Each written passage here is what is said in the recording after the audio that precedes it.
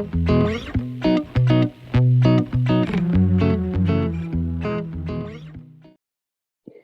will welcome. I'd like to say that I will welcome questions from any moment. I know questions are usually saved for the last moment or whatever, but I'm happy to have questions any moment. So when we talk about artificial intelligence, I prepared a presentation that I'm happy to share with you, with some background information and some introduction to the topic, and also some very recent literature review of the topic of artificial intelligence and how artificial intelligence in English language teaching effectively integrates in what we call CAL, or computer assisted learning languages, and also how it integrates into the field of error analysis. But I'm going to focus more on the presentation by explaining the project itself, the methodology and the method that we depicted and we prepare to try to see if we can effectively introduce artificial intelligence to digitally assess our students. Sorry, because my connection is not really good at the moment and I need to start checking. So when we talk about these projects, first of all, I'd like to say that it's a university project, so it might be different to projects that some other speakers are talking about. This project is based on the corpus linguistics methodology. I'm not very sure if everyone in this room today is familiar with the concept of corpus linguistics, but what we are basically doing is we are trying to build our own corpus, independent from big corporations and independent from private corpuses and corpora. And we are actually trying to build, at the moment, we have around 700, 800 reading output included in our corpus. But the study that I'm presenting is a more reduced version of it, because for the time given and for the scope of the presentation, to talk about 800 or 900 different writing units would be probably I will be incapable of doing it with enough depth. So we're talking about an excision. We're talking about a bit of the corpus study, which is focused on one single class. To talk about the challenges of ELT and EFL, I thought about bringing something that could be interesting and beneficial for everybody. And I thought about dividing the corpus into different units and thinking about one class. This class is more or less in the media of what we encounter as English language teachers in Spain in the university levels, which is very varied, more or less around level, the Common European Framework B2, more or less is kind of like a very generous idea, because some of the students present an A2.3 and some other students already have passed with their certificate of advanced in English.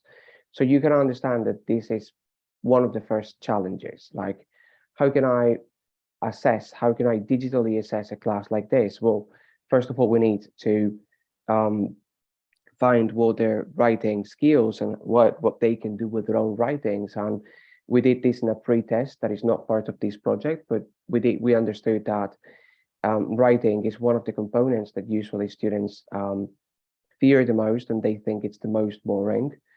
Sorry for the word, because boring shouldn't be used in a conference or shouldn't be used in an academical context.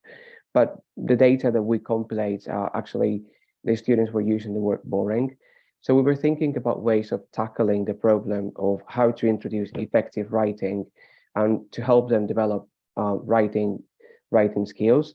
And that's why we came up with the idea of introducing artificial intelligence technologies. So artificial intelligence can do many things for us.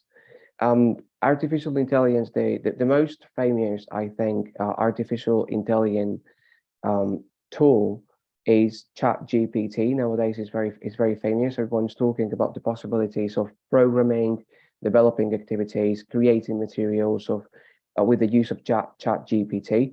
But there are other artificial intelligence tools that can help us process and understand the text, the written text of our students. In this case, we're using one artificial intelligence tool, which is Trinka. It's a very advanced text processor that help us understand patterns in the error production. that also help us create error diaries and help us understand if the error is fossilized or if the error is tending to disappear. So by mentioning error a lot, not only this study is focused on corpus linguistics, but also in the integration of error analysis. And this is where we, in the Autonomous University of Madrid, in the UAM, this is where we think the future of artificial intelligence in assessing and at least confronting the challenges of digital writing in ELT and EFL lies in the mix, in the combination of the capacities that these tools have for addressing and understanding and helping us understand the errors in the writings of our students. We know that error is no longer understood as a synonym of a mistake. Mistakes occur when students don't know the rules. Mistakes occur when students are simply speaking too fast or they're very nervous like me, and they don't know if they're doing the things in the correct way. But errors occur when something which is properly linguistic, could be because it's part of the interlanguage, part of the language that they are developing in between. These errors happen, and this is where we are focusing in understanding errors through artificial intelligence. We know that the definition of artificial intelligence is still very unclear. We don't know which or what is going to be the extent of artificial intelligence in the future. So far, we know that artificial intelligent technologies do complex tasks with very little margin of error, but in the future, it remains to be probably seen if these technologies are effectively, as you were talking when I joined with the previous speaker, magnificent speaker, that you were talking if artificial intelligence effectively going to replace teachers, or if teachers are going to integrate artificial intelligence, or if this is just a trend, or if artificial intelligence is going to collapse. We don't know anything at the moment because this is a very unstable ground, very new area of research in ELT and EFL. So when we talk about the methodology that we think that could be used for many other different studies, we talked about, first of all, creating a matrix corpus. This is the corpus that I was talking about when I talked about 700, 800 different written units. But if we talk about independent teachers, teachers with very few students, or teachers in private companies, or teachers in primary or secondary schools, they can also create their corpus. A corpus is just a collection of text that you put together in order to analyze and extract data, which is a very interesting way to see how your students are progressing, if they are progressing, how you are effectively teaching the materials. It also serves as teacher assessment. These corpus that we are creating, we hope to get it on a global scale at some point of the project. We are not sure about that due to bureaucracy and other things that we probably shouldn't, so due to other things. And then another thing that we should do once we create the corpus, we should benefit also the creation of a corpus, as I said, in all the levels of English teaching and English language teaching. Corpus is actually a tool that all through my career, I started teaching English in 2005. I was quite young, and I discovered the benefits of creating my own corpus in 2009, 2010. And ever since, I have been developing my own corpus for my own purposes, for self-assessing, to see if I am effectively addressing the right materials, or if I'm using the right activities, or if to see if something that I thought that was very well explained is effectively not acquired in the student's end of the communication. So once we have the corpus, which, as I said, and I'm going to repeat a lot, is an ongoing task. We have to, for the matter of extracting data, we have to divide the corpus. So once this corpus is divided, the reasons might be the reasons the teacher wants to see. We can have a corpus like this, which is only for B2 students. You can have corpus to see the transition between B1 and B2. You could have corpora to see the transition between B2 and C1, or C1 and C2. or you can have an extensive corpus of English between A2, A1, or even pre-A2, pre-A1 to C2, or from different ages, different students of the different age in the same level, but to see what their level of vocabulary with the words or the rules, the grammar rules, whatever you might see. So once you identify the reason that you are dividing the corpus, you should extract the units. There are many different tools that can help you do these two different steps. If anyone is interested in knowing some tools, some free tools accessible to everybody, I'm very open for questions at the end or questions now, or very open for emails, or very open for connects on LinkedIn, whatever you need. I will be happy to help you. So once we have the division of the corpus, we should analyze the data. And analyzing data once is never sufficient, in my point of view, when we are assessing whether students or assessing ourselves. And we should be creating a confirmation corpus, which is a second corpus addressing the same task. In this case, we were actually testing how effective can be assessing students via artificial intelligence. So to give you a clear idea of what we are doing here is our first matrix corpus is 800 written outputs. Those were analyzed in two ways: teacher, student, and also artificial intelligence analysis. The second, which is the division of the corpus, the one that I'm presenting here today, is 65 units that have been divided into two different units. 50 of the units have been analyzed in a traditional teacher-student way, and 50% of those writing outputs have been analyzed by an artificial intelligence tool. One thing which is interesting, I suppose, about this study that I'm presenting you, this case study, is that in this corpus and in this activity with corpus linguistics, students, learners, do not analyze their own productions. They're exposed to productions of other students in the same level, in the same class, or in the same gray area where B1, 3, B1, 2, and they are looking for application of rules, spelling problems. So they are working as English detectives, which is the job that we gave them when we distributed the different tasks. We called them the English detectives or the English police. And we created a second confirmation corpus exactly on the same. 50% of the corpus was analyzed by teacher student, 50% of the corpus was analyzed on artificial intelligence tool, which I said is to be Trinca. It could have been Grammarly. It could have been very advanced features of Word, I think. It could have been very, very advanced features of Pages on Mac. It could have been any text processor with the capacity of creating error lists. At the moment, there are not very different tools that help you do that. Some of the text processors like Pages or Word give you the errors, but they don't produce the error journals. They don't produce the list of errors, and they don't attribute the errors to one particular piece of writing.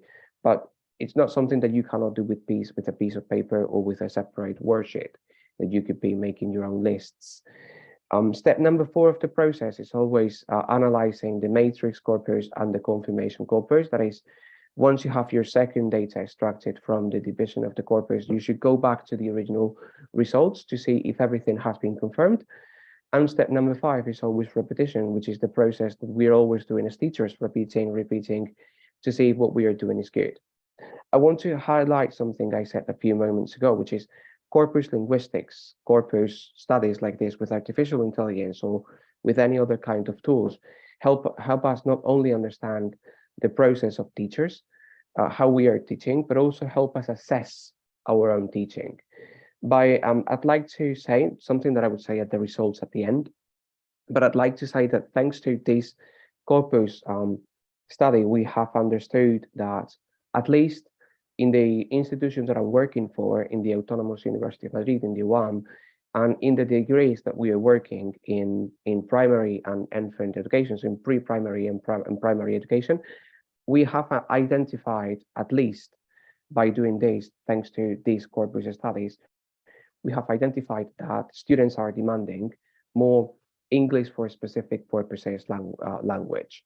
And we are trying to change the syllabus by giving them more what they effectively need, because we understood that that is something that they need. So after presenting briefly the methodology, I'd like to present quickly the results. In this study has proven to be, or is proving, better to use present continuous, in my opinion, because, as I said, it's an ongoing project. It's proving to be an effective tool in writing correction process of ESL and EFL. Remember, I also said that we are not very clear whether we have to use, at least in the context that this project was conducted in university teaching of English in Spain. We're not very sure if the transition from EFL to ESL is correct. We are analyzing that and addressing that. But this artificial intelligence tool has proven to be an effective tool in writing correction process. When we look closely, or if we look closely at the results, we can see that error repetition percentage is quite lower in the artificial intelligence-based correction system. Only 25% of learners who receive artificial intelligence-based feedback repeated in the second writing, in the confirmation corpus, repeated the mistakes and the errors produced in the first writing, as opposed to the 30% in the teaching system. Well, I'd like to apologize because I didn't translate the graphs. So I'm going to take a second to translate them right now. So when we talk about artificial intelligence, IA, it's the opposite in Spanish, because it's inteligencia artificial, so it's artificial intelligence. And this part here is teacher. So it's artificial intelligence and teacher. This is this dark green is the repetition of errors, and the light green is the success, the level of success. So we can actually clearly see that the success is higher, not only because of the artificial intelligence tool per se, but also because of the digital component to it and the motivation that results by the introduction of certain ICTs and technologies in the different classes. But this study has also helped us understand the nature of the most frequent errors in the group we studied. As I said, this is in the university level, but I suppose if we did this study in secondary or in private or in independent language teaching, the challenges and the problems, the errors encountered might be the same, which is the impacts of negative language transfer, which is the first or the mother tongue of the students having a negative impact on the learning of English. We can actually see that by the artificial intelligence, the transference, so the negative impacts of their students' first language, their students' native tongue, is significantly lower than when we do the analyzing based on teachers. This is something that we are still trying to understand, because in this case, we were expecting the results to be very, very similar. They are very, very similar. They are not very dissimilar. In fact, 72% of the students in artificial intelligence digitally assessment had like a really negative impact, and what Cambridge English calls impeding language errors that impede the communication, as opposed to 77%. I know that a 5% seems to be not very significant, but in the general feeling of this project, it seems that something has happened that we still are not able to understand, as why artificial intelligence digital assessment helps reduce the impact of negative language transfer. We are still trying to understand and to piece the different pieces together, to put them together. I cannot give you a definite answer. I can give you a list of reasons we think, or I think, why this happened. First of all, being the word is written in the computer as opposed to the word written in a paper, which is their everyday relationship with writing, and this probably helps them to fix the rules of spelling, or to help them fix the rules of grammar. I'm not sure if it has to do with the level or the expression used, because we're still pruning and understanding sentence by sentence. But effectively, it has proven to be helpful and beneficial. Whatever the reasons behind might be that we are still trying to understand, it proves to be beneficial because negative language transfer reduces the negative impact when analyzed by artificial intelligence. Another very conclusive finding in this study, which is something that everyone might be expecting, and at least we were expecting, it's the great level of satisfaction of the participants and the outstanding degree of inferred perceived effectiveness and effectivity of the study. What we mean is that, again, I apologize for not being able to translate the different graphs. We talk about the satisfaction degree. Satisfaction in the artificial intelligence digitally assessment group, the satisfaction with the task was 98%. 98% of the students were happy to do the task, as opposed to 55% of the students in the teaching basic or teaching more traditional way of correcting writing activities, which is a huge step forward, at least in the university teaching world in Spain, because as I said in the introduction of the study, writing is always seen as the most boring component. So to have a tool, to have a resource that allows us to reach a 98% of satisfaction when introducing writing to students definitely proves to be an advantage when it comes to help the students in EFL and ELT. Another outstanding or another great difference is the perceived effectivity or effectiveness of the study. Again, writing is usually seen and regarded as boring and useless, and they don't really know why they might be spending 2 hours in a class doing a writing, or they might be spending 5 or 6 hours in a week doing writings at home. And to have a tool that allow us to see that 89% of the students were happy, see that it is effective to do writings, and it helps them to reduce the amount of errors and to communicate better. This is a really big advantage in the world, at least as I said, in the university levels in Spain. And when we say and confronted with the traditional writing classes and traditional writing workshops, we say that the 50% of the students see it as something effective. And then another thing in which we say that there is a great difference is in the wish of change. The last of the two bars refer to the wish of change. 10% of the people that have the teacher based correction, only 10% of the people wish to stay in the same modality, as opposed to 89% or 88% of the students that wish to stay in the artificial intelligence. And this is really something that we think that is changing the way we are going to be addressing digital writing, and we are going to be assessing writing in the future. We see that if the students are happy and the students see that this is effective and students want to do it like this, we should include these different activities at least in our syllabus.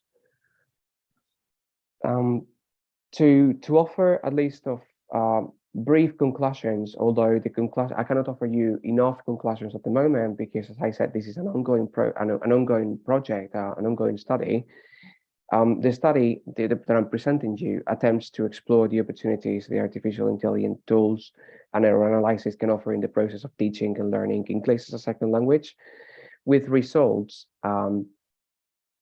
and findings obtained from the corporate study proposed that we can infer the combination of both disciplines, as I said, artificial intelligence and error analysis, which is where we say the future is leading us, can offer a more personalized teaching learning method that can be perceived, it is effectively perceived as satisfactory by learners and students, and at the same time, introducing the everyday practice of ESL and EFL.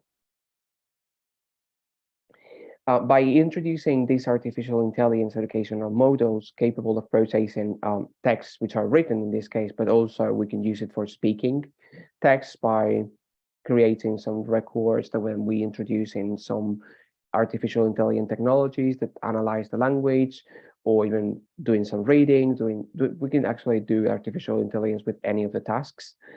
Teachers and learners can easily keep developmental records in which they analyze and observe the patterns of error repetition, error visualization, and or error elimination. Hence, in my humble opinion, English as a second language and English as a foreign language students, L2, can benefit from the introduction of artificial intelligence technologies, especially in the component that I'm dedicated and devoted to, which is the component of writing. So this is the end of the brief talk that I prepared for you. Probably we can have a small or we can have a long debate, I don't know, at the end. So thank you very much for the attention. Thank you for listening to me. Thank you for the opportunity again. You have my email here.